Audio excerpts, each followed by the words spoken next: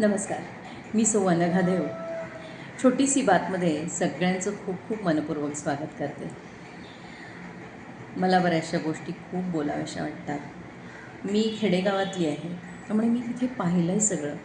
आणि म्हणून असं वाटतं की कुठेतरी पुढच्या पिढीला हे कळावं, त्यांच्या लक्षात यावं, यासाठी मी विनंती करते सगळ्यांना की आजकाल आपण पाहतो आहे की आपण आपली संस्कृती विसरत चाललो आहे.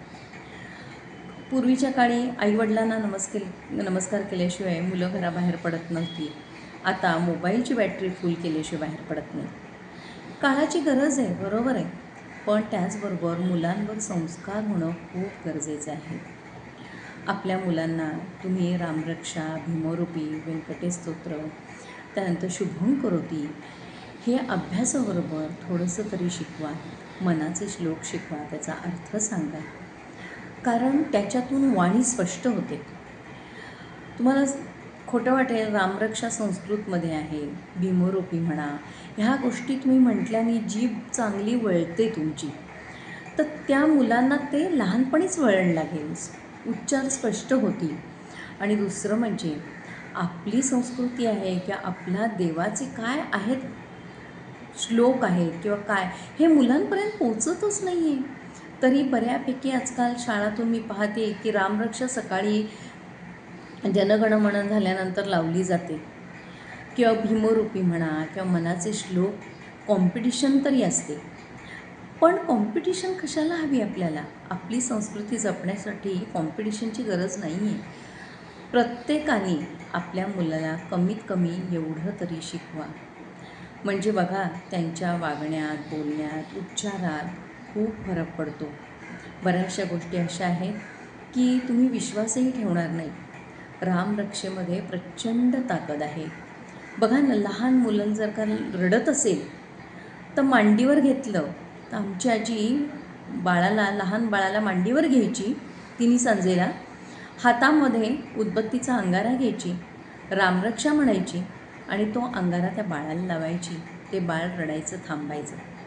आता तुम्हाला भ्रामक कल्पना वाटते, पण खरी गोष्ट आहे ही. आपणच आपल्या देवाला ओळखत नाही, देव मानत नाही, पण देव असल्याशिवाय आपण नाही. कारण मला सांगा की ग्रह तारे हे काही नसतंच, तर सूर्याची एवढी उष्णता आपल्याला जाणवली असती का? नाही ना. मग सूर्याची जर का उष्णता आपल्यापर्यंत इतक्या लांब बसून लागते, आपल्याला त्रास होतो त्याचा, तर बाकीच्या ग्रहांचा काही ना काहीतरी परिणाम होत असेल की नाही? आता तुम्ही म्हणाल, अरे ग्रह ताऱ्यांवरती आपण जाऊन आलो आहे, चंद्रावर गेलो आहे, मंगळावरचे हे चालू आहे, संशोधन चालू आहे, अगदी बरोबर आहे, पण तेच तारे आहेत असं नाही. आपल्या खास कुंडलीमध्ये काय आहे ते महत्त्वाचं आहे. आणि म्हणून तुम्ही ग्रह तारे मानत नसलात तरी सूर्याची उष्णता मानता, म्हणजे अशी काहीतरी शक्ती आहे की तुम्हाला त्रास देऊ शकते. तर त्यासाठी ह्या पूर्वजांनी काही काही गोष्टी काढल्या आहेत. आता ज्याला मंगळ आहे, त्याचं लग्न होत नाही, त्याला मंगळाचाच मुलगा किंवा मुलगी लागते आणि मगच लग्न होतं, म्हणजे काहीतरी कारण असेल ना.